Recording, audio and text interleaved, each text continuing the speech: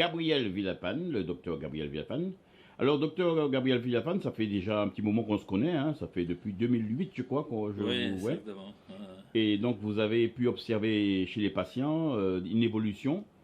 Et aujourd'hui, il y a eu un spectacle particulièrement prenant avec sur le thème de l'Afrique. Exactement. Qu'en pensez-vous de ce spectacle, justement, avec des gens qui sont épileptiques? Mais avant de tout, je vous remercie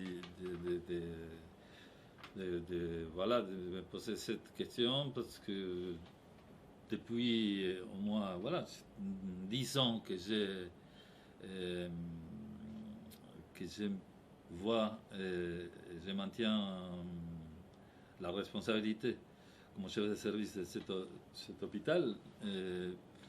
On fait avec mes collègues un grand travail que personne ne le voit parfois. Hein.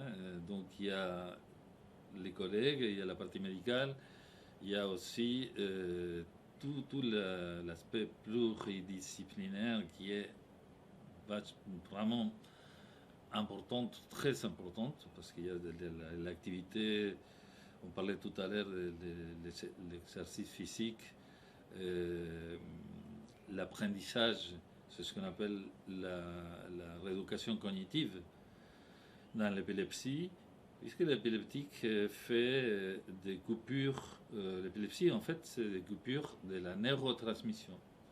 En fait, on est en train de parler, et là par exemple, je suis en train de parler, je vous donne un exemple que jamais... Et à un moment donné, je regarde un peu 30 secondes et je reviens. Et je ne sais pas où je suis. Donc c'est une maladie qui limite vraiment à des gens qui peuvent pas programmer dans la journée, dans la nuit, un dîner, parce qu'ils ne savent pas s'ils ne sont pas stables. Hein.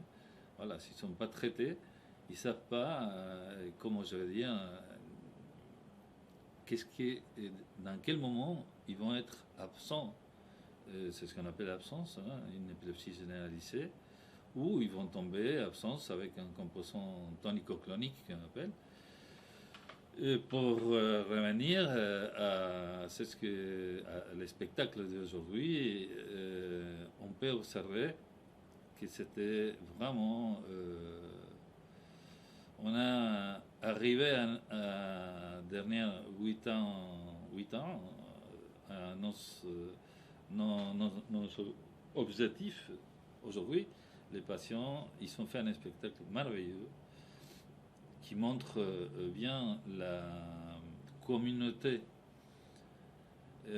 entre eux. Aujourd'hui, le sujet c'était l'Afrique et c'était magnifique parce que tout le monde a appris la culture de l'Afrique. Et pas tout le monde connaît. Les autres années, ils sont été un peu des autres cultures. Et, et aujourd'hui, c'est vraiment une implication de stress et de protagonisme des patients qui est là. Et là, c'est où nous, on teste aussi, au-delà de nous avoir fait un très bon spectacle. Et comment je veux dire, on a testé que c'était une implication comme quelqu'un qui avait personne aurait pu dire, qui vient de l'extérieur, qui sont été des épileptiques. Ouais. C'est vrai, ça se voyait pas en plus. Voilà. Vous l'avez constaté. Oui. Donc, les autres années, on voyait qu'il y avait des patients qui s'émotionnaient. L'émotion, c'est une partie, ça fait faire des crises d'épilepsie. Et donc, eux, aujourd'hui, voilà, ils ont montré leur vouloir, comment je vais dire, changer, chercher la normalité, et ça vient que de soi-même, de eux. Après, les participants, comme les moniteurs, les infirmières, les cadres les moniteurs, ils sont partis aussi de l'apprentissage. Les sous-âgés, les gens, les sous-âgés, on appelle les épileptiques qui sont stables, ils peuvent travailler. Donc aujourd'hui, ils ont fait vraiment un spectacle étonnant, mais vraiment étonnant. Moi-même, j'ai été surpris à un moment donné, parce qu'on se croyait vraiment dans un spectacle. Oui, oui, c'est vrai, ils avaient une super concentration. Concentration. Très concentrés Voilà. depuis le départ, parce qu'à un moment, ils sont partis de la porte d'entrée, là, pour suivre un cheminement. Vraiment très concentrés. Je me suis dit, est-ce qu'ils vont tenir? Mais franchement, impressionnant. Voilà.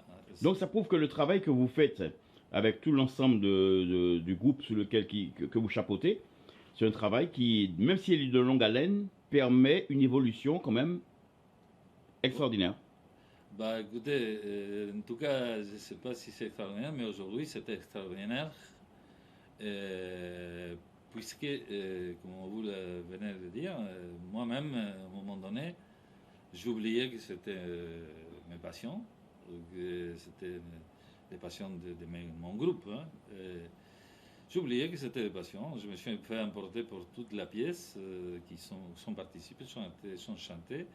Ils sont une actuation impeccable. Moi, j'aurais été dans un théâtre, ça aurait été la même chose.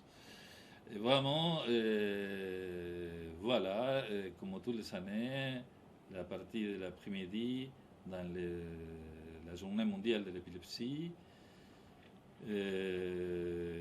c'est moi qui parle à l'après-midi. Et cette année 2024, le corps médical ça grandit, ça donne ses fruits, et le savoir-faire et la recherche avance. Et voilà le résultat. Et donc cet après-midi, je laisse c'est pas moi, ça va être un autre collègue. Et c'est ça l'évolution. Il faut que tout le monde participe et voilà. Ça crée une émulation. Exactement. Voilà. Exactement. Et c'est ce que je peux dire comme un peu le mot de la fin, parce que, comme je veux dire, que vraiment, on a le sentiment que depuis qu'on a commencé les études de médecine, ils nous font jurer, voilà, qu'on va faire que tout pour les patients qui souffrent ou une personne. Il ne faut pas dire qu'ils sont malades. Il y a la maladie qui vient envahir la vie d'une personne. Et c'est pour ça que là, c'est l'objectif d'étudier, de venir depuis 15 ans se mettre dans une chambre et ne pas avoir le soleil ni la pluie et avancer. Et ça, voir des gens qui vivent la vie sans se préoccuper qu'il va les arriver quelque chose, bah aujourd'hui, après 8 ans, on a vu la preuve. Je pense qu'ils vont sortir des acteurs directement d'ici. Déjà, il y a un patient, on ne va pas les donner, mais il y a un patient qui est dans les réseaux sociaux et qui écrit très bien et qui déjà il est parti d'un groupe musical et qui est connu. Et des poèmes qui sont faits. Et donc voilà, ben, écoutez, on a l'impression d'avoir... on ne va pas s'arrêter. Quand on s'arrête, c'est vraiment... les gens ils disent, ça y est, non, non, aujourd'hui, que tout va bien, on va penser au projet médical de comment on doit continuer la formation et comment continuer à avancer, même si on est bien, même si aujourd'hui on a vu que c'est presque 100%, ça a été une réussite, une réussite depuis des années. On a un programme qui c'est de continuer. Et voilà, bah, écoutez, Je vous remercie. C'est moi qui vous remercie et puis je vous souhaite une bonne continuation Merci. pour le beau travail que vous faites et avec l'ensemble de l'équipe. De rien. Merci beaucoup. Aujourd'hui, je suis fier de présenter un collègue que je connais depuis longtemps et qui est venu déjà un an, non? Un an, voilà, un peu plus, et qui est parti de l'équipe, et c'est le chef de service. Rien que c'est le chef de service, il est, comment je dis, il est tout neuf, mais il mérite largement être un chef de service, rien que de l'hôpital Salpêtrière. Donc, on passe la main à lui, parce que moi, toutes les années, j'étais vraiment, moi et les autres, un peu pas fatigués, mais c'est quand même, voilà, il faut agrandir l'équipe, il faut qu'il ça rentre comme un centre de référence d'épilepsie, cette institution, ça fait 10 ans, 15 ans, et tous les problèmes que les autres n'arrivent pas à résoudre, ben c'est nous qui les résoudre ici. Mais je ne dis pas qu'on sait tout. On met beaucoup de cerveau, et pour ça, on fait des pieds staff depuis des années. Et finalement, comment je veux dire, voilà. Aujourd'hui, je vous présente le professeur Vincent Navarro, une personne, voilà, qu'on se connaît depuis 20 ans. Mais bon, on se voyait dans les staffs, dans différents hôpitaux. Hein, donc, je vous laisse. Avec le professeur Navarro. Avec le professeur Navarro. Voilà. C'est lui.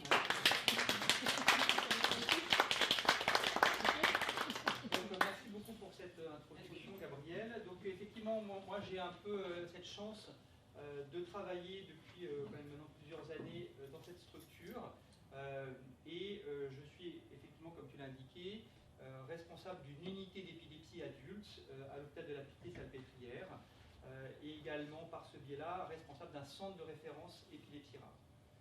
Donc là, ce que je voulais, c'était vous partager quelques nouveautés, quelques informations qui me semblaient cruciales, mais c'est plus effectivement pour alimenter un peu le débat qu'on aura ensuite. Alors, ce que je voulais commencer, c'était par vous montrer une vidéo d'une patiente. Alors, je ne sais pas si on a le son. Voilà, si. Donc là, c'est une patiente qui est enregistrée dans notre unité d'EEG vidéo. Hein, donc c'est des EEG vidéo qu'on peut faire également ici. Et c'est pour vous alerter effectivement sur la complexité des manifestations épileptiques. On a tous en tête qu'une crise, c'est une crise convulsive, qu'on tombe et qu'on est pris de mouvement. Mais en fait, il y a des manifestations extrêmement variées, trompeuses. Et vous voyez donc cette patiente en fait qui a ce qu'on appelle nous dans notre jargon des comportements automatiques, vous voyez, de mâchonnement, de mouvements au niveau de ses mains. Et bien ça, est-ce que vous auriez dit que c'était une crise en fait? Si vous rencontrez quelqu'un dans le métro qui est comme ça sur son fauteuil, je pense que vous n'auriez pas eu le réflexe de dire c'est une crise. Et pourtant c'est une crise. Pourquoi? Parce qu'effectivement elle n'interagit pas avec son environnement. Parce que effectivement il y a un phénomène qui est extrêmement brutal qui s'impose à elle et puis qui va finir par s'arrêter. Donc c'est la brièveté de l'événement, le côté stéréotypé. Donc là, les phénomènes s'arrêtent et puis si on est attentif, si on interagit avec la patiente, on va se rendre compte qu'elle a un trouble du langage, elle n'arrive pas à dénommer en fait.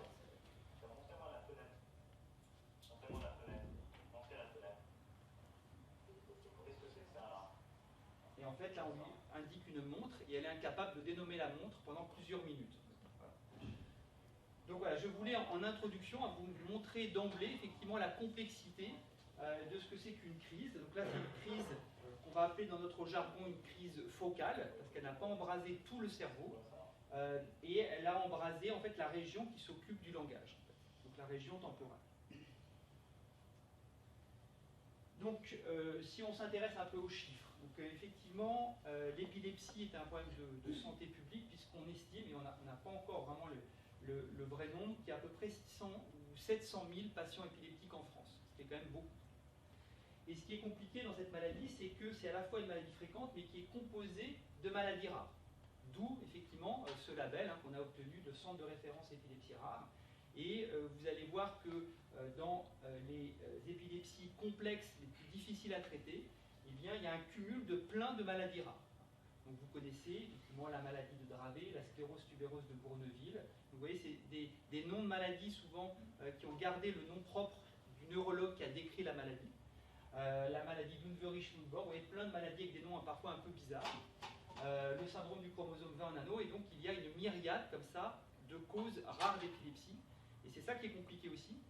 Et c'est aussi ce qui fait la difficulté du réseau associatif, parce qu'on se pose tous la question de savoir mais pourquoi il n'y a pas une puissance associative très importante dans le milieu de l'épilepsie en France, parce que c'est plein d'associations différentes et que parfois on est moins puissant que pourrait être France Alzheimer ou d'autres pathologies où les choses sont plus carrées. Alors, autre petit rappel, qui est aussi un peu perturbant, c'est qu'il n'y a pas d'âge pour débuter une épilepsie. Donc vous avez des patients qui vont débuter leur épilepsie au premier jour de vie, ben, ils viennent de naître, et à un jour de vie commencent à faire des convulsions. Et puis, soit les convulsions vont s'arrêter au bout d'une semaine, soit malheureusement ça va être le début d'une épilepsie qui ne va jamais s'arrêter. Et puis, vous voyez qu'on peut aussi débuter une épilepsie à 80 ans, à 90 ans, alors qu'on n'avait rien du tout. Eh bien, on sait aujourd'hui que toutes les pathologies, notamment maladie d'Alzheimer, les AVC, sont des causes très fréquentes d'épilepsie et expliquent effectivement pourquoi on va avoir effectivement ces épilepsies qui peuvent débuter pour la première fois tardivement. Et d'où cette courbe qu'on décrit nous en U, avec un pic quand même chez l'enfant, une stabilité à l'âge adulte jeune, et puis après de nouveau une augmentation de l'incidence chez le sujet âgé. Quelques mots, donc là on ne rentre pas dans des détails, mais c'est juste pour quand même pour faire passer des messages, de finalement un rappel de qu'est-ce que c'est qu'une crise d'épilepsie. Donc nous ici on a la chance d'animer un atelier avec nos patients, où on va beaucoup travailler effectivement, de voir ce que nos patients sont capables de comprendre. Et bien effectivement la première chose c'est de ramener effectivement l'épilepsie au cerveau, et plus précisément dans le cerveau, il y a des neurones, des cellules du cerveau qui sont en périphérie du cerveau, qu'on appelle le cortex. Eh bien, c'est un dysfonctionnement de ces cellules neuronales du cortex. Donc normalement, toutes nos cellules, elles sont là, elles travaillent, elles dialoguent, mais chacune a son rôle. Et puis, une crise, c'est quoi? C'est tout à coup la mise en action d'un groupe de neurones qui vont se mettre de façon anormale à parler. Donc là, il y a un brouhaha, et ce brouhaha peut se propager à d'autres neurones de proche en proche, et puis à la fin, effectivement, être responsable d'une série de symptômes. Donc il faut avoir ça en tête. Donc à la fois, il y a le côté, il y a des neurones qui sont hyper excitables, et on va trouver des facteurs qui prédisposent à cette hyperexcitation. Et deuxièmement, on va voir qu'il y a une capacité à se synchroniser de façon anormale. Et ensuite, quand on va prendre en charge un patient qui nous raconte les symptômes, il faut qu'on s'imagine comment la crise a débuté dans une partie du cerveau, et puis soit qu'il y avait des traitements et que finalement la décharge ne s'est pas étendue, soit que effectivement il n'y a aucune limite, et on va avoir comme un incendie se propager sur la moitié du cerveau, puis éventuellement l'ensemble du cerveau. Alors, d'autres choses un peu mystérieuses, c'est de distinguer ce mécanisme qu'on appelle épilepsie focale, donc lié à une cicatrice, lié à une tumeur, lié à une petite lésion dans une partie du cortex. Et ça, vous l'avez compris, effectivement, ça peut être le lit, ça peut être la source de cette hyperexstabilité et de la propagation. Mais on peut aussi avoir, et ça c'est plus difficile à imaginer, un mécanisme où d'emblée, toutes les cellules du cortex s'embrasent.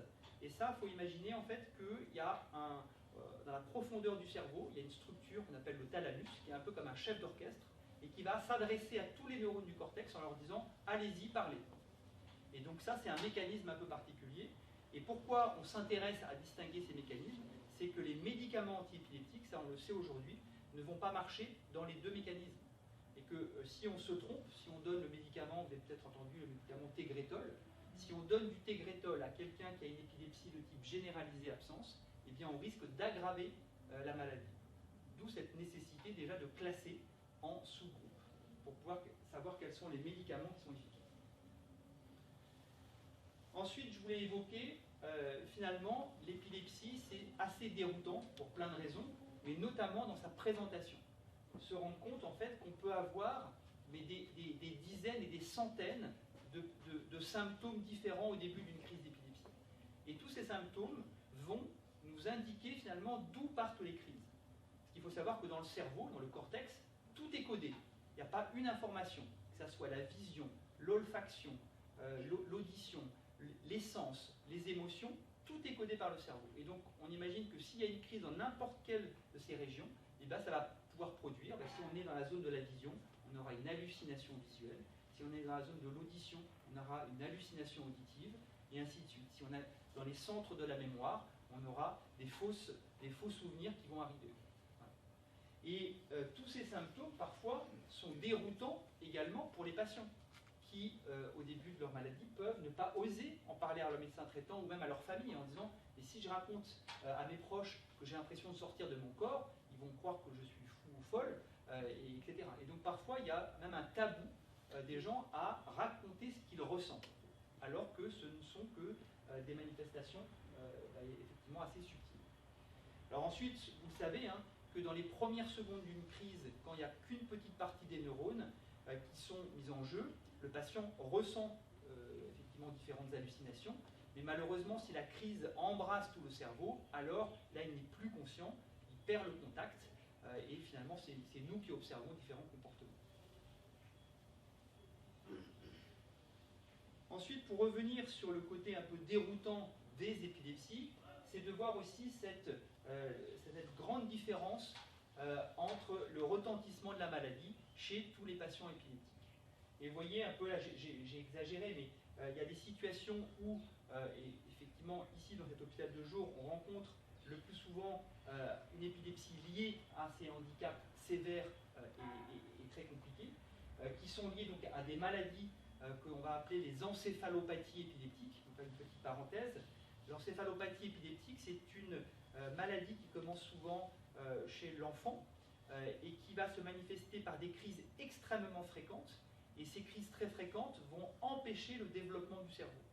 Et effectivement, si on fait 50 crises par jour, on n'est pas capable d'apprendre et tout l'apprentissage va être perturbé, que ce soit intellectuel ou moteur. Et ces épilepsies sont très sévères et puis vont continuer à être plus ou moins sévères à l'âge adulte. Donc c'est le cas du syndrome de Lennox-Gastaut, c'est le cas du syndrome de Dravet. Où là, en plus de la sévérité des crises, il y aura un retentissement, soit cognitif, soit psychiatrique. Mais voilà, il ne faut pas non plus oublier qu'il y a d'autres situations, d'autres épilepsies, pour lesquelles finalement le handicap sera extrêmement mineur. Donc ça, il faut savoir que dans les 650 000 patients épileptiques français, il y en a qui vont avoir une épilepsie effectivement avec un retentissement qui est moindre, mais c'est quand même des gens qui vont prendre 1 ou 2 médicaments antiépileptiques, qui vont faire peu de crises, et ça aussi, il faut plutôt dire que voilà, on peut être épileptique, prendre des médicaments, et être chef d'entreprise, avoir une famille, et conduire sa voiture, sous réserve qu'on ne fasse pas de crise. Et ça aussi, je pense qu'il est important de bien voir cette variété en fait, de retentissement.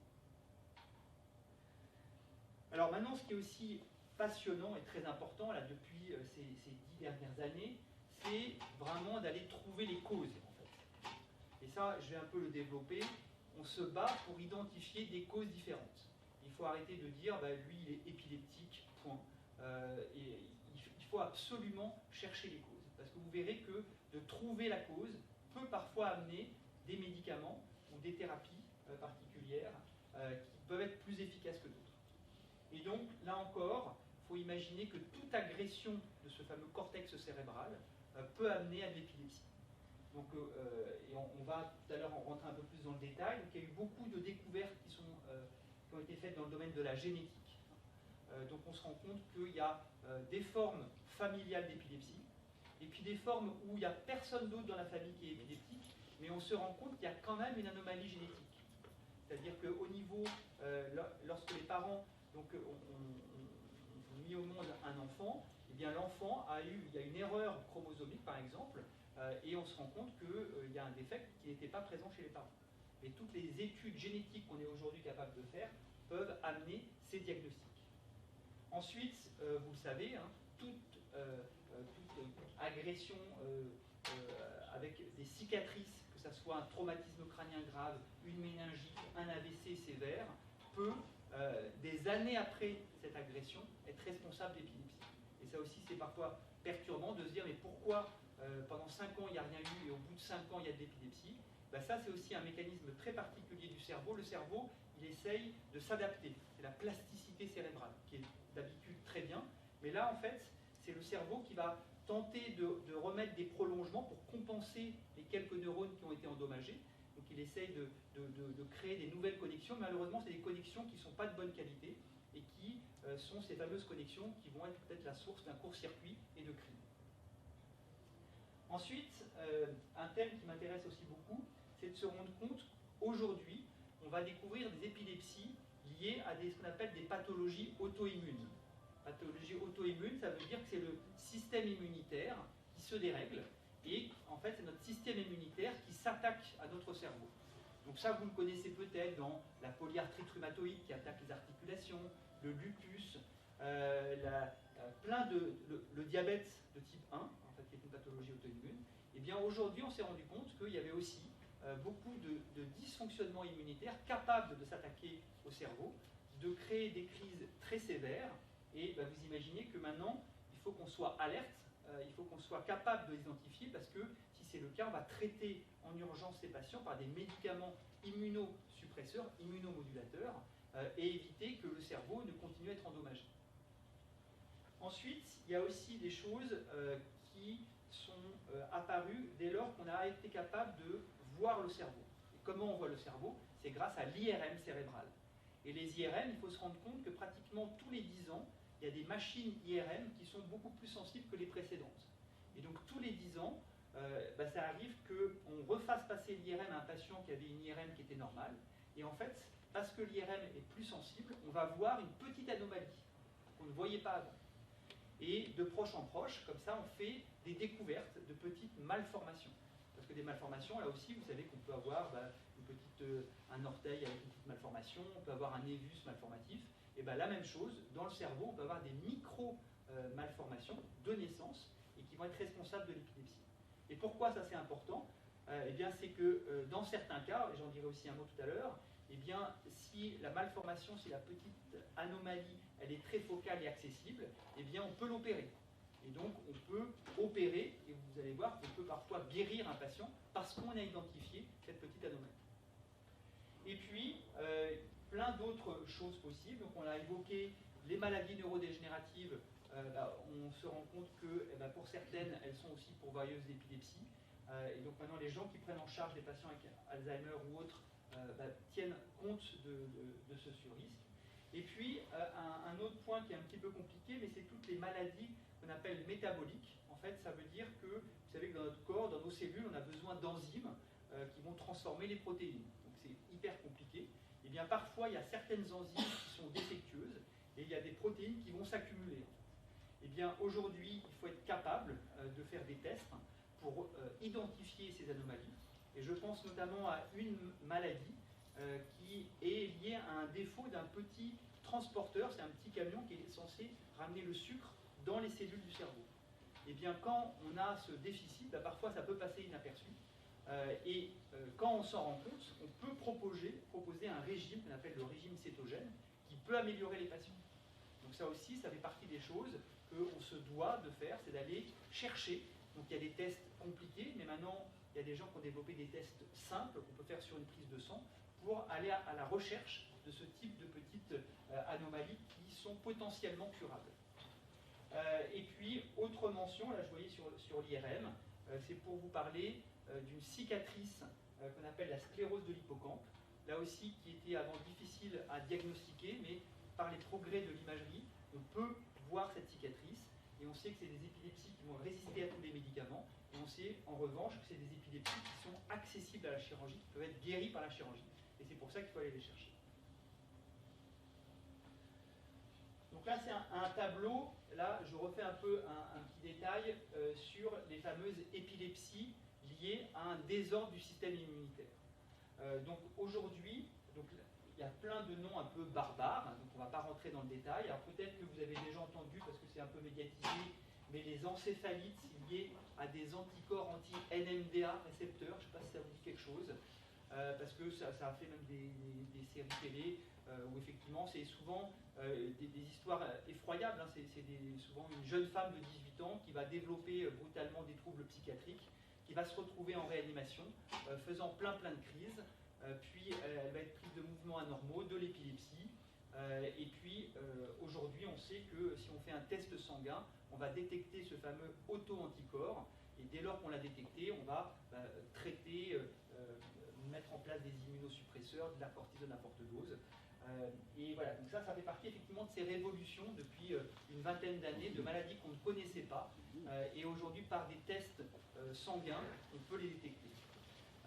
Et moi je m'intéresse à une autre de ces maladies, qui a encore un nom aussi barbare, peu importe, LGI1, mais qui a aussi une présentation qui est plutôt une personne de 50 ans qui commence à développer des crises motrices, des crises avec des impressions de déjà-vu.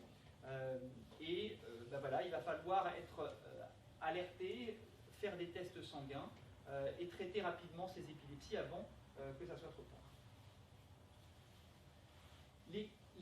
La recherche d'écogénétique, comme je vous l'indiquais, elle nécessite des moyens considérables, mais ces moyens, on les a aujourd'hui. Vous savez qu'avant, quand on faisait un test pour un patient, on testait un gène, puis un deuxième gène, en fait. On allait vraiment à tâtons. Aujourd'hui, en fait, on a complètement changé d'amplitude. Là, maintenant, on a accès à l'analyse complète de tous les gènes. C'est ce qu'on appelle l'exome, voire le génome, en fait. Donc ça, c'est complètement révolutionnaire. Alors, ce n'est pas accessible à tout le monde tout de suite, mais globalement, sachez qu'en France, dès lors qu'on a une épilepsie associée à une déficience intellectuelle, eh bien, on a le droit de bénéficier de ce type d'exploration. Et donc c'est vrai que là, il y a encore 10 ans, c'était impensable tellement le coût était important de séquencer tous les gènes, mais aujourd'hui c'est possible. Et ce qui fait que là, on commence à avoir énormément de résultats. Et c'est vrai que pour à la fois l'équipe soignante et pour les familles, parfois c'est plus facile de dire, voilà, mon enfant, il a cette encéphalopathie épileptique, eh bien on a vu que c'était lié à un gène un peu bizarre. Alors vous allez sur Internet, vous trouvez un drôle de gène, mais après vous savez qu'il y a une association mondiale qui s'occupe de ces patients et on peut récupérer un peu d'informations pour savoir comment prendre en charge ces patients. Donc ça, c'est vrai que c'est quand même une source de connaissances, de partage d'informations et de ne pas se sentir seul par rapport à des maladies effectivement complexes. Les médicaments. Les médicaments, c'est vrai qu'on a cette chance dans le domaine de l'épilepsie d'avoir beaucoup de médicaments anti-épileptiques. Je sais que quand j'ai commencé ma carrière de neurologue, j'ai choisi l'épilepsie parce que déjà à l'époque, on avait le choix dans plein de médicaments. Et ce qu'il y a d'assez extraordinaire, c'est de voir que, vous voyez que depuis là maintenant 30 ans, depuis les années 90, il y a énormément de nouvelles molécules qui arrivent sur le marché. Voilà. Donc ça, c'est plutôt satisfaisant. Alors je dirais que c'est plutôt bien parce qu'au final, on a pas mal de choix. En revanche, on peut voir aussi un autre point de vue, c'est que malgré tous ces choix, malgré tous ces médicaments, malgré les efforts que font les industries pharmaceutiques à trouver des nouveaux médicaments, eh bien, il reste toujours trop de patients qui résistent au traitement, ce qu'on appelle les pharmacorésistants. Et donc ce chiffre, malheureusement, n'a pas bougé. On a toujours dans notre population là, des 650 000 patients épileptiques français, on a toujours à peu près 25-30% qui résistent à tous les médicaments. Et ça, c'est vrai que ça reste un peu mystérieux. Alors, on pense comprendre pourquoi ça résiste, c'est que pendant des années, les laboratoires pharmaceutiques ont voulu développer des médicaments qui étaient peut-être un peu trop simplistes. C'est-à-dire qu'on veut bloquer l'excitation, la transmission du glutamate, qui est un excitateur, et on veut stimuler l'inhibition, on veut stimuler le GABA. Donc tous les médicaments un peu anciens étaient faits pour ça. Et aujourd'hui, ce qu'on sait, c'est que l'épilepsie, c'est beaucoup plus compliqué que trop d'excitation par ces inhibitions. C'est des voies très compliquées. Et donc on cherche aujourd'hui à comprendre, donc il y a énormément de recherches, de comprendre tous les mécanismes qui régulent l'épilepsie et de développer des médicaments qui agissent sur ces modulateurs. Ensuite, tous ces médicaments sont quand même une source de satisfaction, mais il faut savoir que, par exemple, dans la liste qui n'est pas exhaustive, hein, vous avez des traitements, par exemple le Vigabatrin ou le Sabril, peut-être certains le connaissent. Eh bien, pendant un certain temps, tout le monde était très content, jusqu'à ce qu'on se rende compte qu'il y a des effets secondaires très graves, et qu'aujourd'hui, c'est limité à quelques indications. Le Felbamate, vous voyez, c'est le deuxième dans la liste. Là aussi, résultat spectaculaire, mais 5 ans après sa commercialisation, des hépatites mortelles et des choses comme ça. Donc voilà, nous on a aussi toujours cette attitude de la prudence, de dire bah, c'est très bien qu'il y ait des nouveaux médicaments, on regarde comment ça se passe, on est prudent, on essaye. Parfois, il y a effectivement des patients qui ont été guéris grâce au Sabril, guéris grâce au Felbamate, mais voilà, le médicament miracle, il n'existe pas.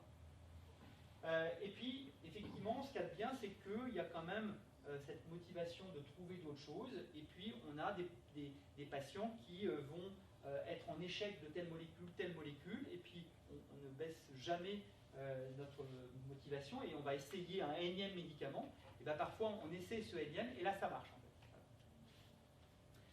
Donc les nouveaux médicaments, je les ai listés, là qui sont commercialisés depuis maintenant à peu près 2 ans. Donc vous avez le Cédobamate ou l'Ontoserie, qui est un médicament qui est intéressant. Alors effectivement, parfois, il est intéressant sur le papier, comme on dit, parce que on nous dit qu'il agit sur plusieurs mécanismes d'action, donc ça nous semble intéressant. Alors après, donc, nous on commence aussi à l'utiliser, peut-être que certains le connaissent, mais comme tout médicament, ils ont avantages, inconvénients. L'inconvénient, c'est qu'il est difficile à manipuler avec les autres traitements. Et donc on l'introduit, puis on risque un peu de chambouler les doses des autres traitements, et donc ça nous oblige à pas mal de gesticulation pour adapter les doses. Mais là aussi, c'est assez prometteur. Le cannabidiol, donc là qui est commercialisé depuis un petit peu plus longtemps, qui a aussi été quelque chose qui a été plutôt bien vécu par la communauté à la fois médicale et des patients, donc qui n'est pas du cannabis, hein, mais qui est effectivement le dérivé cannabinoïde, et qui a aujourd'hui des indications dans des maladies rares. Donc ça, c'est plutôt aussi une bonne nouvelle, c'est de se dire que dans ces fameuses maladies rares, eh bien, quand même, les industriels développent quand même des choses, même si ce n'est pas un marché très important.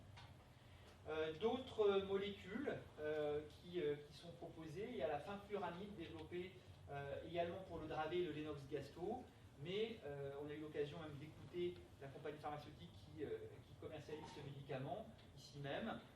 Donc à la fois des résultats qui sont intéressants potentiellement, mais une toxicité au niveau cardiaque qui fait que on ne va peut-être pas non plus massivement mettre tous nos patients sous ce traitement. Donc là aussi, de la prudence. Et puis, sachez aussi, mais je pense que vous le savez, qu'il y a toujours beaucoup d'évaluations et qu'on peut participer donc en tant que patient à des essais thérapeutiques, donc bien évidemment couverts par plein de mesures, mais il y a des essais contrôlés, notamment on ne sait pas si on a un placebo, c'est-à-dire rien du tout, ou le vrai médicament, pendant 6 semaines, on note le nombre de crises, et puis après on change, peut-être que si on avait le placebo, on a le vrai traitement, et après comme ça, à l'échelle de plusieurs centaines de patients, on arrive à comprendre si tel ou tel traitement est efficace. Et donc nous, on a plein de médicaments qui sont en attente. Donc, parfois, on propose à nos patients de participer, donc on inclut quelques patients, et puis parfois le résultat est très positif et le médicament est commercialisé, mais ça arrive aussi que le médicament par la suite ne soit pas commercialisé parce que les résultats n'étaient pas à la hauteur. Autre point sur lequel je souhaite communiquer, c'est cette chirurgie de l'épilepsie. La chirurgie de l'épilepsie, c'est quelque chose qui est évidemment qui est compliqué, mais quand c'est possible et que ça marche, c'est spectaculaire. Donc, je reviens sur le principe que dans le cas d'une épilepsie focale, hein, donc c'est vraiment une petite partie du cerveau qui est malade, si cette zone peut être bien identifiée, et je vais vous montrer comment on peut l'identifier, et qu'en plus cette zone n'est pas dans une partie du cerveau qui est indispensable, si elle n'est pas située dans la zone qui contrôle la motricité, si elle n'est pas dans la zone qui contrôle le langage, eh bien on pourra opérer. Et si on peut opérer, eh bien on peut arriver à guérir, en fait. C'est-à-dire que le patient ne fasse plus du tout de crise. Et ça, c'est sûr que pour nous, c'est une satisfaction énorme, parce que quelqu'un qui faisait peut-être une dizaine de crises par semaine, qui ne pouvait pas conduire, qui ne pouvait pas travailler, eh bien au terme de cette opération, ne fait plus du tout de crise, et puis peut reprendre progressivement progressivement à vivre et à travailler. Alors, en gros, quelles sont les étapes indispensables pour ça? Premièrement, c'est d'enregistrer les crises. Donc, il faut voir. En fait, on ne croit à rien tant qu'on n'a pas vu. Et donc, on va garder à l'hôpital 24 heures sur 24, 7 jours sur 7, des patients que l'on va donc enregistrer par des EEG collés sur la tête et filmer 24 heures sur 24. Tout ça pour que l'on voit les crises. Est-ce que, ce sont des vraies crises? Et vous savez que, là je ne vais pas l'aborder, mais parfois vous pouvez avoir un patient qui exprime des états d'angoisse qui se manifestent par des mouvements, et en fait les mouvements ne sont pas pour autant épileptiques. Donc déjà, nous, ce qu'on veut, c'est confirmer la nature épileptique. Et deuxièmement, si on présume qu'il y a peut-être une cicatrice dans la région gauche, on veut vérifier que les crises électriques, parce que c'est comme une décharge que l'on peut capter par l'EEG, débutent bien dans la région gauche.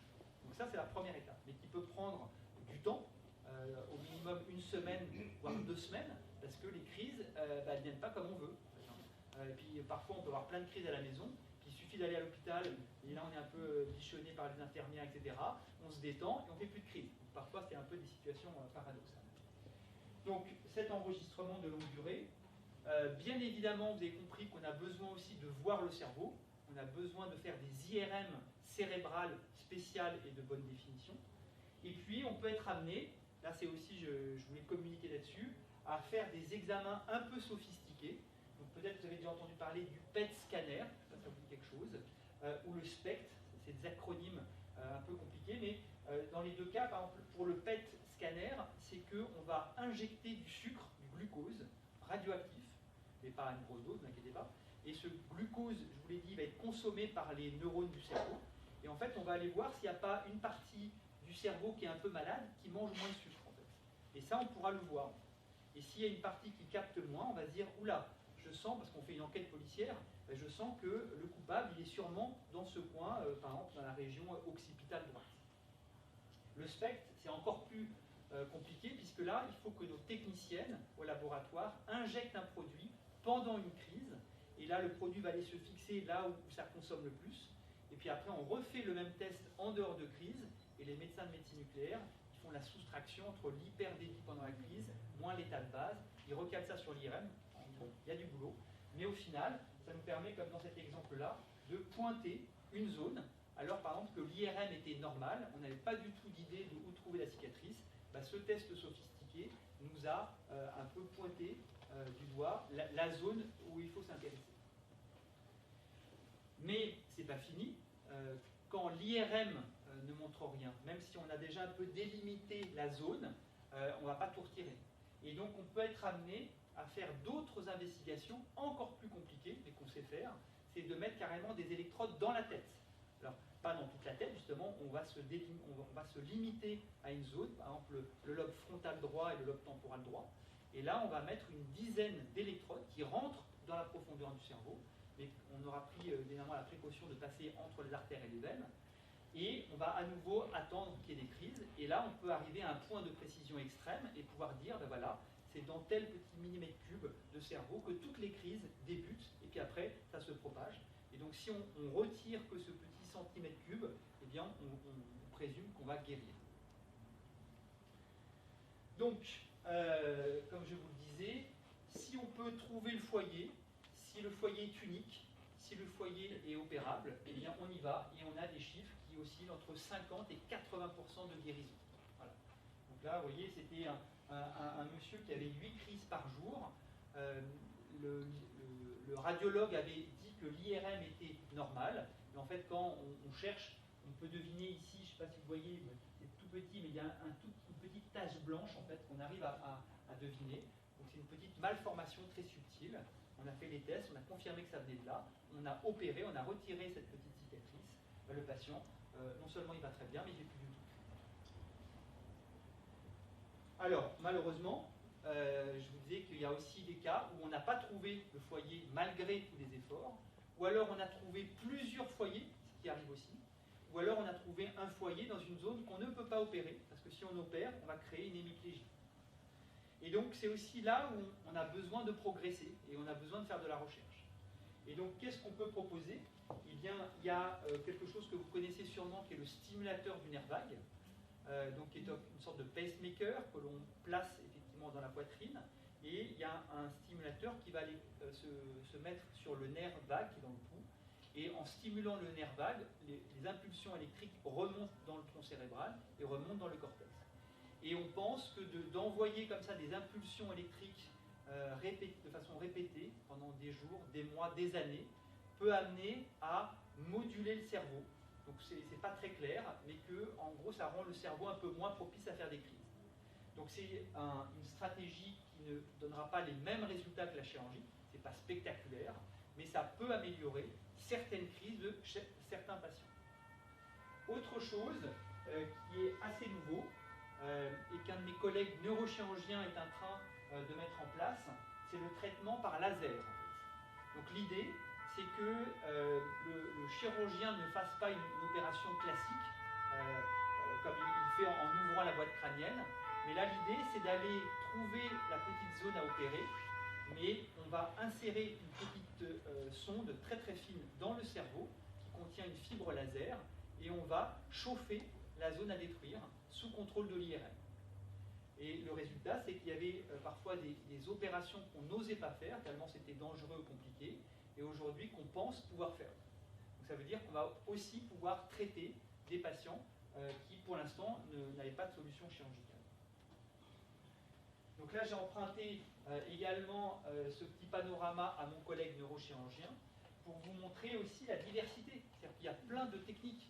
Donc là, il y a une technique qu'on appelle le gamma knife. Je ne sais pas si vous avez entendu parler de cette technique, mais en gros, l'idée, c'est d'envoyer des rayons gamma donc pour ne pas opérer le cerveau. Donc ça, parfois, on le propose pour des lésions qui sont un peu vraiment dans la profondeur du cerveau. On peut aussi, dans notre idée avant, quand on voulait proposer une chirurgie de l'épilepsie, c'était qu'on était sûr de nous et qu'on proposait à notre patient, bah, écoutez, vous allez vous faire opérer et on va guérir votre épilepsie. Aujourd'hui, on est plutôt capable de dire, voilà, si c'est possible, on va vous guérir, mais d'opérer quelqu'un en disant, bah, peut-être qu'on ne va pas supprimer toutes les crises, mais on va peut-être supprimer les plus graves. En fait. Et donc c'est vrai que c'est d'offrir un peu plus de chance aux patients. Et puis également, à titre d'information, même si on n'est pas trop favorable à ça, mais peut-être que vous l'avez entendu, et notamment dans d'autres pays, pas en Europe, mais aux États-Unis, il y a beaucoup de stimulation cérébrale profonde. Ça a révolutionné beaucoup le Parkinson. Dans le Parkinson, on peut stimuler et guérir les patients. Nous, dans le domaine de l'épilepsie, c'est vrai que pour l'instant, on tâtonne. Donc il y a peut-être quelques patients un jour qui pourront en bénéficier. Mais pour l'instant, ça n'a pas de remboursement en France et on trouve que les résultats ne sont pas encore à la hauteur.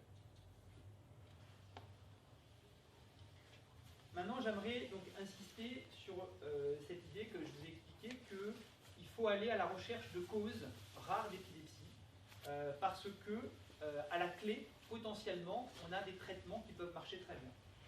Et donc là, j'en ai listé quelques-uns. Donc la sclérose tubéreuse de Bourneville, c'est une maladie qui est quand même compliquée. Nous, on a ici plusieurs patients qui ont cette maladie. Eh bien, maintenant, on connaît ce qui se passe au niveau cellulaire et on s'est rendu compte qu'on avait des médicaments qu'on pouvait recycler pour bloquer la croissance des lésions dans la sclérose tubéreuse de Bourneville.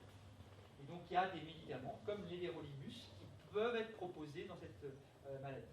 Après, ce sont des médicaments qui sont quand même difficiles à manier, qui ont des effets secondaires, et c'est probablement pour ça que nous, on les utilise peu, mais il faut savoir que ça existe.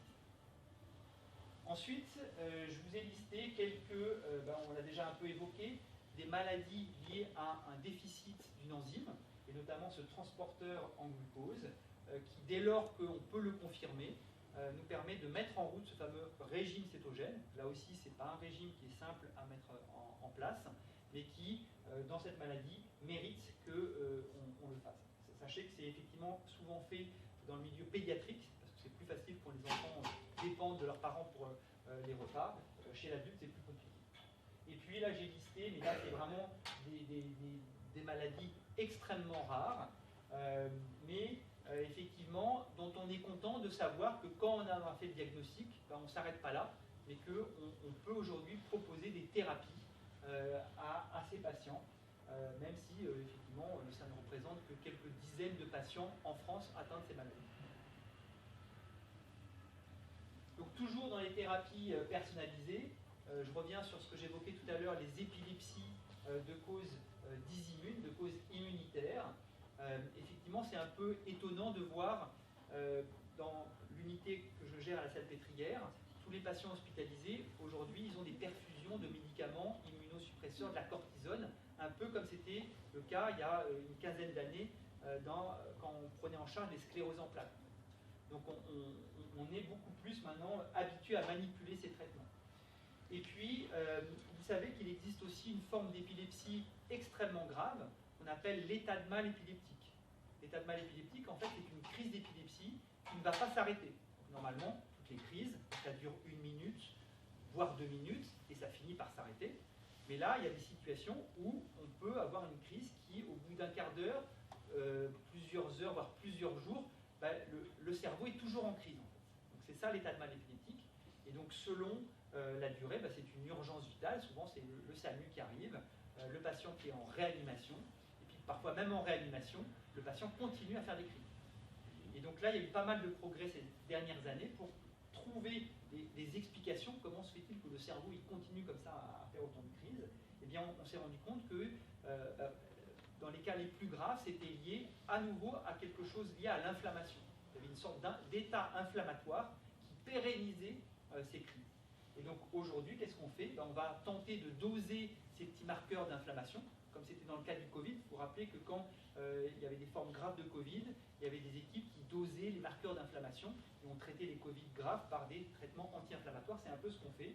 Et là, selon ce qui est augmenté comme inflammation, on va proposer des immunothérapies, on va bloquer tel ou tel signe. Donc ça, c'est également quelque chose qui est en train de révolutionner les états de mal épileptiques. Et puis, donc là, on a parlé de choses très techniques, très pointues, mais effectivement, vous avez compris que la prise en charge de l'épilepsie se doit d'être globale. En fait. On ne doit pas négliger certains aspects au risque de maltraiter. Et donc, pour ma part, effectivement, c'est de voir les à côté. Et bien évidemment, c'est ce qui est fait ici, c'est qu'on ne va pas voir que l'épilepsie, que le médicament, mais on va aussi s'inquiéter de savoir l'état psychologique, l'état psychiatrique de la personne, et on va traiter, on va prendre en charge, on aura un psychologue, un psychiatre, et puis si besoin des médicaments antidépresseurs ou antipsychotiques pour calmer. Et donc bien évidemment, il faut que ça soit un tout en fait. Si quelqu'un n'est pas bien dans sa peau, il est stressé, il dort mal, après ça devient rapidement le cercle infernal des crises, et donc il faut prendre en charge tout. Donc j'en ai presque fini, donc bien évidemment, donc on fait des découvertes, mais plus on découvre des choses, plus on se pose des questions. Et donc il y a encore plein de mystères dans le domaine de l'épilepsie.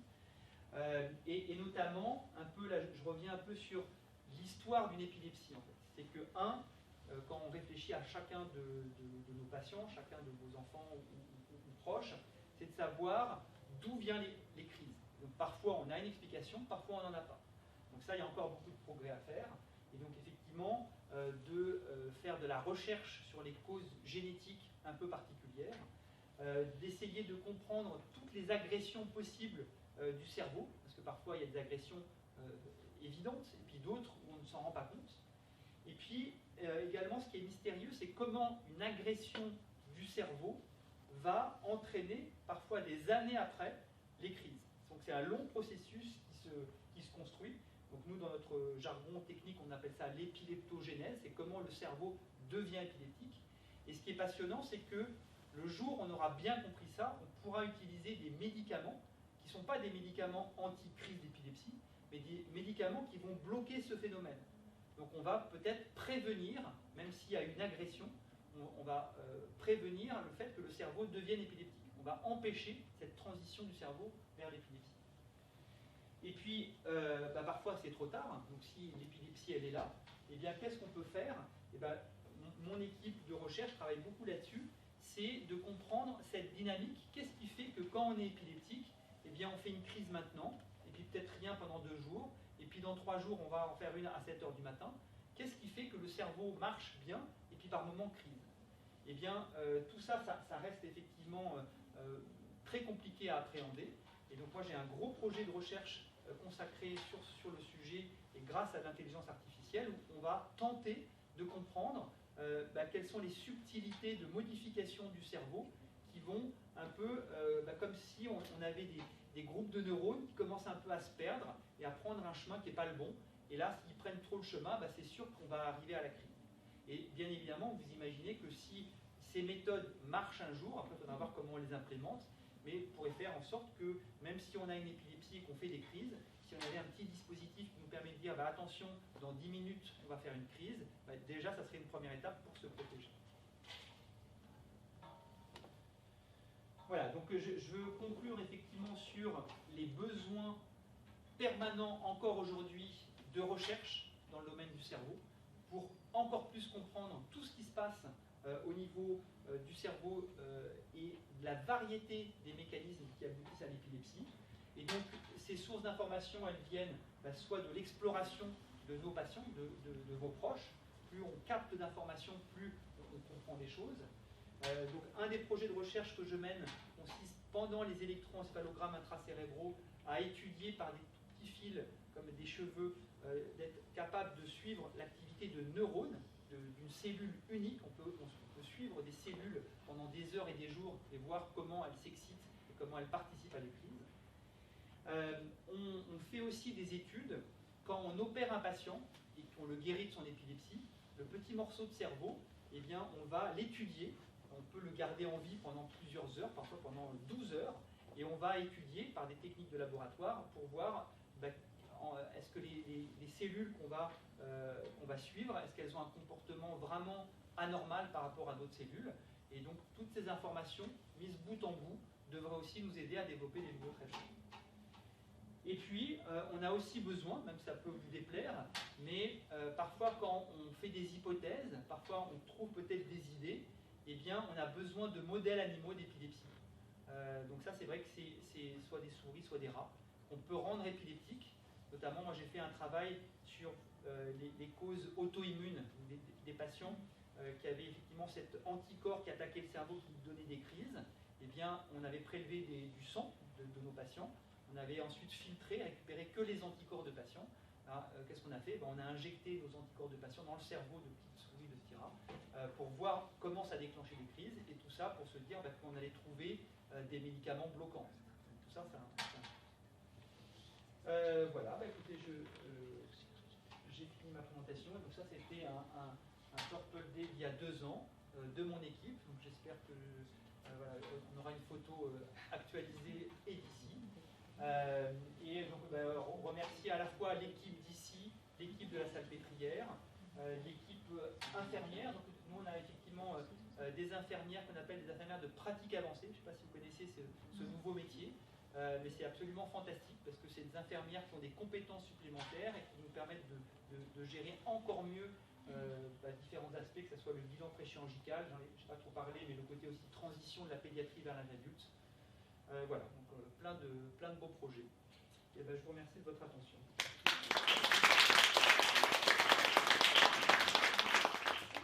Sur l'état des connaissances en 2024 et nous, ce qu'on observe au niveau de la vitamine D sur l'établissement. Alors, qu'est-ce que la vitamine D? Et la première question qu'on peut se poser, c'est qu'est-ce qu'une vitamine finalement? Parce qu'on parle toute la journée des vitamines. Mais qu'est-ce que c'est les vitamines? La vitamine, en fait, ça se définit comme une substance active vitale, indispensable en infime quantité à la croissance et au fonctionnement de l'organisme. Et l'organisme, il ne peut pas forcément toujours faire la synthèse lui-même de cette vitamine. La vitamine D, on voit les ampoules, elle a la particularité de se dissoudre dans les lipides. Donc c'est pour ça que ça se présente sous forme un peu d'huile, la vitamine D qu'on consomme. Et elle est disponible dans l'alimentation et particulièrement dans certains aliments qui sont un peu gras, puisqu'elle va bien se dissoudre dedans. Je pense que j'apprends rien aux gens en disant que la vitamine D, on peut l'avoir dans l'alimentation, mais elle est aussi fabriquée par notre peau. C'est-à-dire que le cholestérol et l'ergostérol de notre peau, sous l'action du rayonnement solaire, va se transformer en vitamine D. Donc en fait, notre peau fabrique de la vitamine D. Malheureusement, voilà, en France, on n'a pas non plus un ensoleillement incroyable. Et puis, on sait que s'exposer au soleil sans protection, c'est pas bon non plus. Donc, on a tendance à être en carence en vitamine D. La population, de manière générale, a tendance à être en carence. Et maintenant, alors, on a défini ce qu'était la vitamine D, mais à quoi sert la vitamine D? Est-ce que vous savez à quoi sert la vitamine D? Une chose, la croissance. À fixer le calcium, oui, exactement. Les À os, fixer le calcium dans vos os, effectivement. Ça sert aussi, les poumons. ça sert aussi à absorber le calcium alimentaire. C'est-à-dire que quand vous mangez du calcium, la vitamine D va permettre de donner le signal qu'il faut absorber le calcium que vous avez consommé.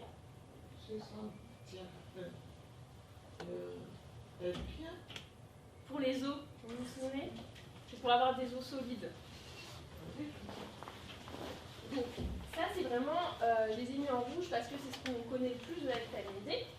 Mais les études montrent que la vitamine D, elle a plein d'autres rôles. Donc, elle régule les hormones. Elle est très importante au niveau du fonctionnement du système immunitaire. Il y a beaucoup d'études qui prouvent qu'elle est impliquée dans le fonctionnement du système immunitaire. Donc, c'est décisif hein, parce qu'on n'a pas envie d'être malade. C'est vraiment important. Elle a un rôle au niveau de la peau, au niveau du fonctionnement du pancréas et au niveau du fonctionnement de certaines parties du cerveau, comme le locus niger, voilà la substance noire. Mais vraiment, pour l'instant, ils ont identifié certaines parties du cerveau. Donc, comme j'ai dit, la vitamine D, elle sert à absorber le calcium. Donc on rebondit et on va se poser la question suivante qui est, mais à quoi sert le calcium dans l'organisme? À quoi sert le calcium dans l'organisme? Je vous pose la question.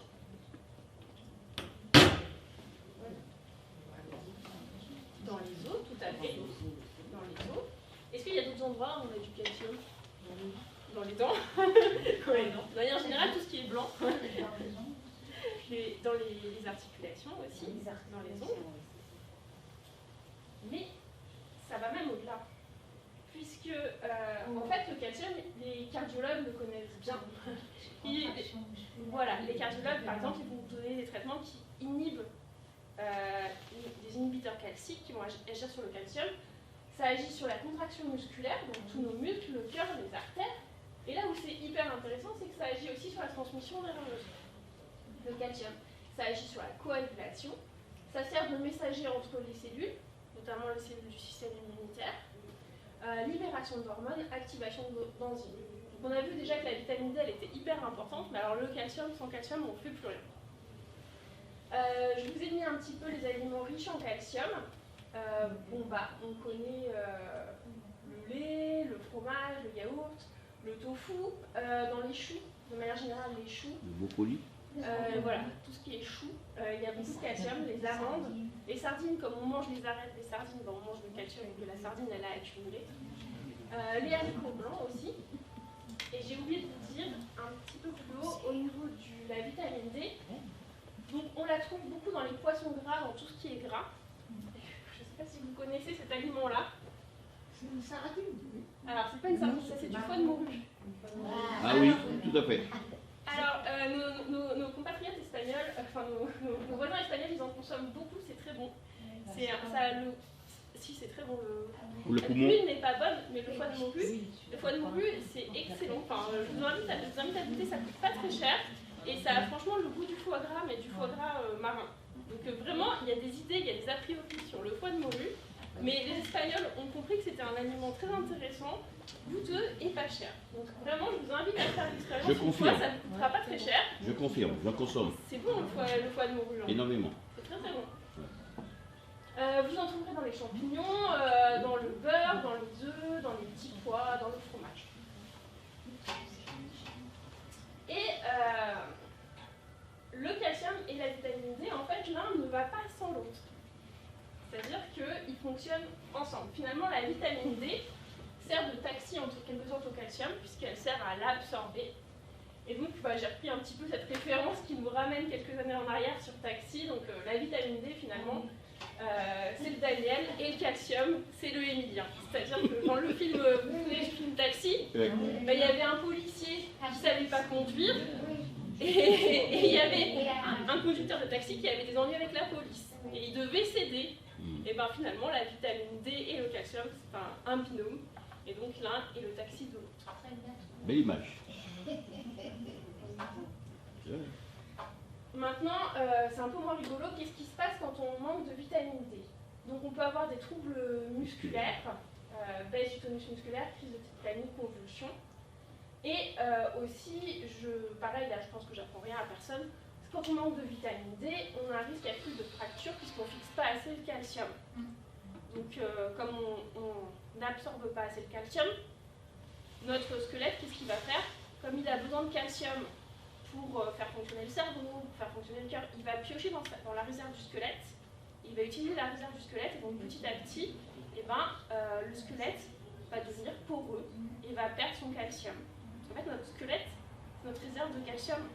Et donc, quand l'organisme en a besoin, il va piocher un petit peu dans le squelette comme ça. Et c'est d'autant plus élevé ce risque accru de fracture qu'on manque de vitamine C et qu'en plus, on manque d'activité physique. Mais là, la chance qu'on a à l'hôpital de jour, c'est qu'on a un professeur de sport adapté.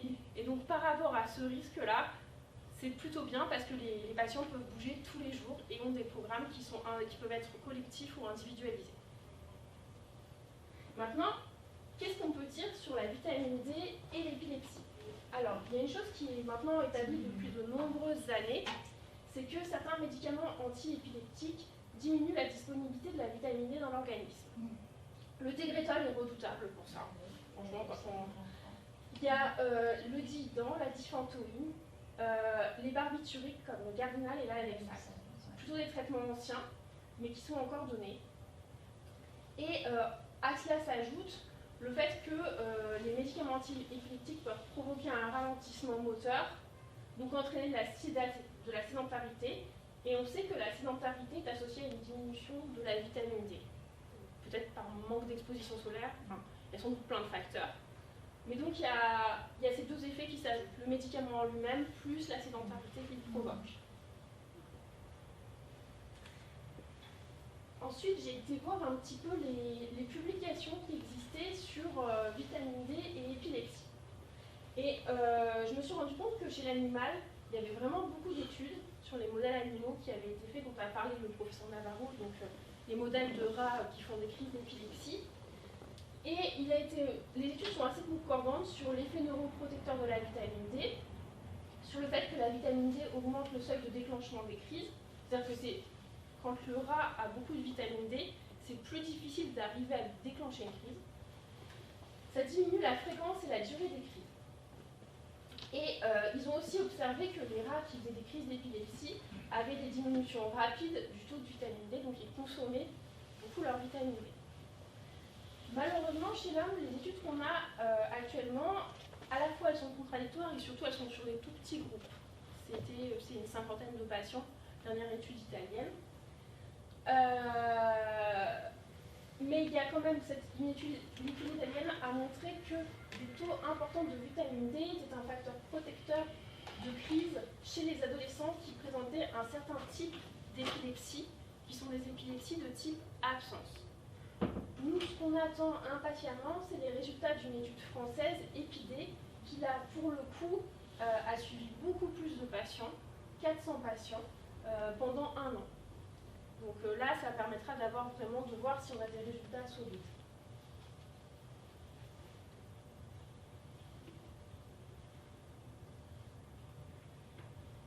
Alors, là, c'était la première partie, c'était le contexte général de la vitamine D, et maintenant, on va s'intéresser à ce sujet-là, ici, à l'hôpital de jour Lionel Vidard.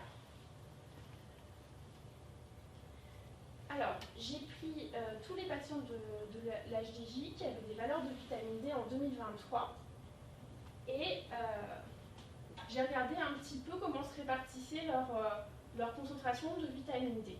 Donc, le seuil limite, c'est 30 nanogrammes par millilitre, c'est-à-dire que si on est au-dessus de la barre rouge, on a une quantité suffisante. Si on est en dessous, on a une quantité de vitamine D insuffisante. Les points points bleus, ça correspond à des traitements qui sont administrés au domicile du patient, donc pour lesquels j'ai moins de contrôle pour voir ce qui est fait exactement, mais j'ai quand même quelques informations à partir des ordonnances quand j'appelle les aidants. Et orange, c'est ce qui est administré à l'HDJ. Ce qu'on voit, c'est que sur les 30 patients étudiés, il y a encore 10 patients qui ont des seuils de vitamine D insuffisants.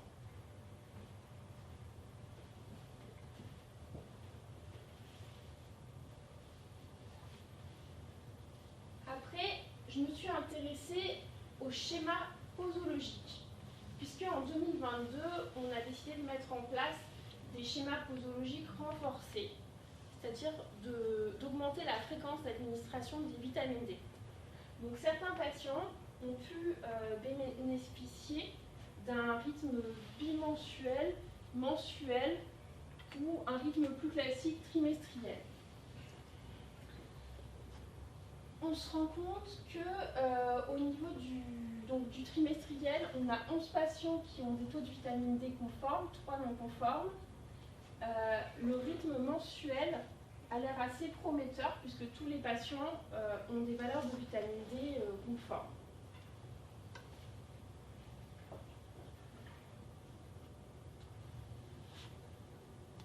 Après, je me suis intéressée justement, comme on avait introduit des différences en renforçant notre suivi, on a vraiment accentué notre suivi de vitamine D en 2022, on a mis en place des schémas renforcés, on a aussi informatisé la prescription, donc on avait vraiment un meilleur suivi des prises de vitamine D. Je me suis dit, on va voir l'évolution en faisant la différence des taux de vitamine D entre 2023 et 2022.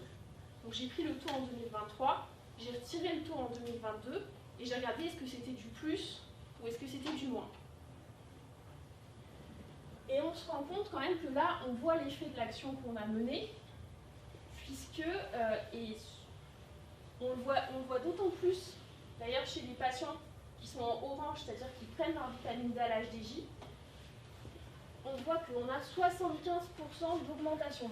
On est au-dessus de la ligne de rouge pour les 3 quarts des patients qui ont la vitamine D administrée à l'HDJ.